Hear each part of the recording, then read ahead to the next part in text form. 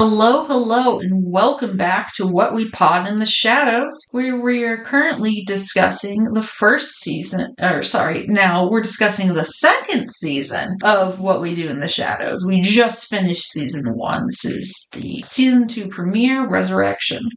I'm Raven. And I'm Alison. Before we start talking about this episode of What We Do in the Shadows, I would just like to ask if you could possibly leave us a review. It would help us get out to more people and help us get to our goal of monetizing the podcast. If more people could see the show and see why you all enjoy it. Depending on the platform, sometimes you can leave a comment or a rating. So any of those things, and especially please subscribe. Yes. Like and subscribe or follow wherever you can and wherever you're listening. And we have another podcast that's a little bit more established, Mojo Jojo's Bizarre Adventure, where we're discussing the classic Powerpuff Girls and JoJo's Bizarre Adventure. And currently we're on, did you say it's season 3? It's part 3. Part 3. It's Stardust Crusaders, if you want to know which part we're on specifically. So if you'd like to listen to us discuss some animated shows, check us out there also. Okay, so this is season 2, episode 1, called Resurrection. So the Staten Island vampires review their summer. Nadja and Laszlo had a couple of new familiars, but they died. One fell off a ladder and was impaled on a metal fence, and another fell down their well. Nandor made himself vapor and got sucked into an air purifier and came out with white hair. Another familiar shot himself while cleaning a gun. Colin spent so much time at the DMV, they gave him a license, so he bought a convertible and blocked the entrance to the Lincoln Tunnel. Another familiar set herself on fire, and then they mentioned one by name. Joey had his intestines fall out. I'm not really sure how that occurred. They didn't really say how the intestines came to fall out, because that doesn't just happen. No. And then Guillermo has been spending time in the upstairs bathroom, and he's been staking vampire assassins that have been showing up since they escaped the vampire council. Guillermo is keeping it a secret because they would have to kill him if they knew he was a vampire killer. He said that he's killed at least 10 this month. He stays awake by eating chocolate-covered coffee beans. He accidentally spills them on the bathroom floor, and Nandor thinks it's his poop and that he needs to drink more water. Nadja and Laszlo think they finally found a quality familiar, Topher, played by Haley Joel Osment. Topher is actually very lazy and takes credit for Guillermo's work around the house. Nadja and Laszlo love him, and even Nandor favors him over Guillermo. Topher is a 0.5% owner of a hard cider company called Doe's Apples Hard Cider, and focuses on his side hustle more than his duties as familiar. He tells Guillermo he doesn't even care about being turned into a vampire, which pisses Guillermo off because that's his whole thing. Topher says he'd actually rather be a warlock because that's above vampire. Even Colin Robinson likes Topher because he's so full of energy and can't be bored by him. And they hired Topher because he had like an awesome resume, supposedly, but then they have no idea what any of the things on the resume mean. I'm just not sure and nobody else came with a resume at all. And then Nandor had come in with his cloak that he had dragged through poop, and Topher offers to help with the cleanup, but Nandor says Guillermo can handle it, which I think Guillermo would have appreciated the help, but I'm pretty sure probably once they were out of eyesight that Topher would have found some excuse not to help with cleaning the poop off the cloak. Yeah, he probably would have gone back to his stupid hard cider company. Just get on his phone, text him away. Someone knocks at the door, and Topher invites in 2 of the assassins. So I don't know if we've described what they look like. They're like bald vampires with pointy ears, like kind of like some of the old movie type looking creepy vampires, like before vampires were like sexy or whatever. Yeah, like a classic Nosferatu looking type. Yeah. They all kind of look similar. Topher used to intern for a werewolf. Guillermo tries to confront him about letting in the assassins, but Topher tries to mess with their koi pond, which has an electrical short, which Guillermo warns him to stay away from, but then Topher is electrocuted. Because he really just doesn't listen to Guillermo. I don't know why he thought he knew better, but he just seemed like he was, I don't know, has to always like mansplain to Guillermo or whatever. Yeah. Even though Guillermo's been the familiar for 10 years. Guillermo is not sad. They bury Topher and Colin oversees the ceremony. When Nandor posits there might be a familiar killer, he says something like, if there are vampire killers, then there could be familiar killers. But then the rest of the vampires are like, there are no vampire killers. So I don't know where he gets that from. Nadja gets annoyed with them basically for like interrupting the funeral with their nonsense and says that Topher deserves better and orders Guillermo to dig him up so they can take him to her friend Wallace the Necromancer to be brought back to life. Laszlo thinks Wallace is a con man who just rips Nadja off. They look for Wallace's hut near a performing arts school. Colin sees they're putting on a production of Our Town with a Q&A afterwards and leaves to go watch them. When Wallace, played by Benedict Wong, appears to them and takes them back to his house. He has lots of knickknacks and charms, but also license plate keychains. They make Guillermo go get Topher's body, and Wallace asks for a bunch of mystical-sounding ingredients and also $350 in cash. Laszlo is unimpressed. Wallace starts rhyming and scatting, which does seem to make Topher glow and open his eyes. As Topher's body rises into the air, Wallace gets a text and checks his phone whilst doing the rest of the spell. He spits a bunch of liquid and ends the spell. Wallace says to come back tomorrow to get Topher because life takes time. I don't know why they didn't carry the body with them when they went there and made poor everything. They make everything so hard for Guillermo. Like, he doesn't have their strength. Such assholes to Guillermo, just whenever they can be. So rude. And then I just had the question, like, we didn't really hear the arrangements with Topher, and I guess really any of their other familiars, because, like, Guillermo's just, like, under the stairs or whatever. Yeah. So, like, where did Topher sleep? I don't think Wallace is a fraud. I'm just not totally sure he knows what he's doing. Yeah. And then they weren't really specific about bringing him back to his normal self.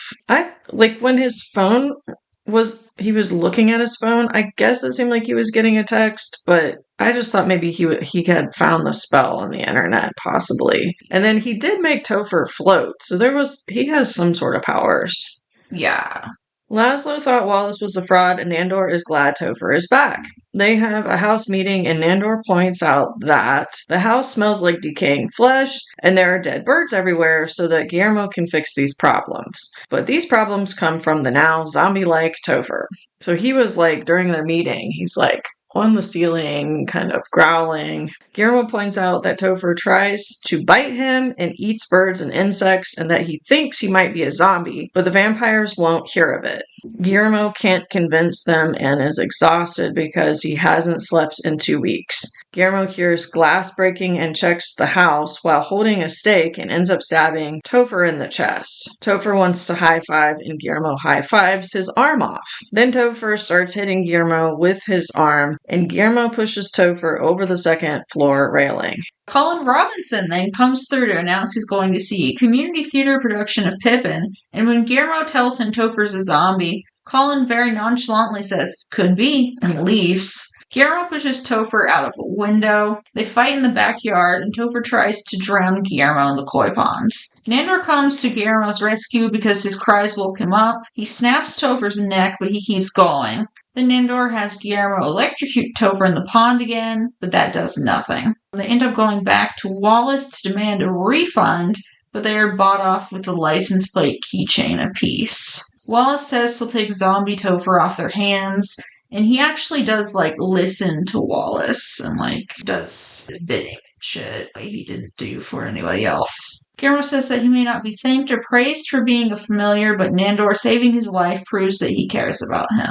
And then our little after credits scene, we see Wallace take zombie Topher to a basement workshop where he's working alongside other zombies making keychains. Yeah, so when they chose keychains, Nandor chose Steve, Nadia takes Nadia, and Guillermo takes Gigi. And then Guillermo was satisfied for now that Nandor saved his life, but if it ever goes south, he has this he kind of like showed his wooden stakes that are in his little mini fridge. Like, he knows he has that power anyway. Yeah. I'm sure if, like, Topher was a zombie in the traditional sense, like, he wasn't really made by, like, a virus. So, like, I mean, I think he did even bite, like, Colin Robinson, didn't he? I mean, I don't think he could, like, transfer his zombieism. It was just, like, he kept trying to bite. Well, it could be like a zombie in, like, the original sense, where he's just kind of, like, brought back to do someone's bidding, but not necessarily like that he has an infection that he can pass around. When they kind of showed him when when Guillermo had to drag him back to Wallace's, he had like started to decay some. So like maybe if it had been done quicker, like he would have been more in his right mind or something. Perhaps. But there was like a little bit of Topher left in there, like the high five and his cider company. He kept saying like those apples. Yeah, there's just like a tiny bit of him left. So I just think like he'd been left too long. I don't know how long it took them to bury him. Yeah.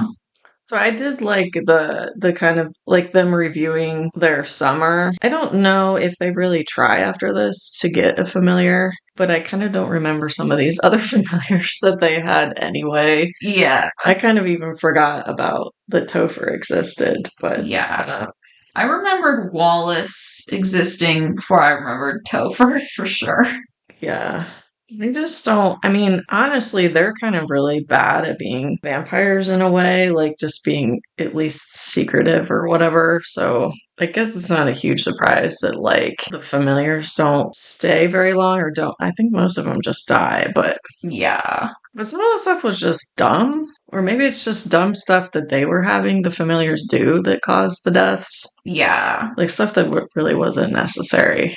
I really like Colin getting a license and then using it to block the tunnel. I do feel bad for Guillermo that he wasn't able to like even sleep properly because he's so busy fending off these vampire assassins, and then can't even take credit or prove it, or he's afraid that they'll like kick him out or something, and he'll never become a vampire.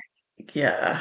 Like, he was doing all the real work, like cleaning and everything. They're like, oh, it looks so nice in here. And then they thanked Topher. I think at that point, maybe I would just not dust. Yeah. He should go to sleep when those other vampires aren't going to be running around and just let them, like, how dirty could it get? Yeah. I'm thinking Nandor, I don't know why I always say that.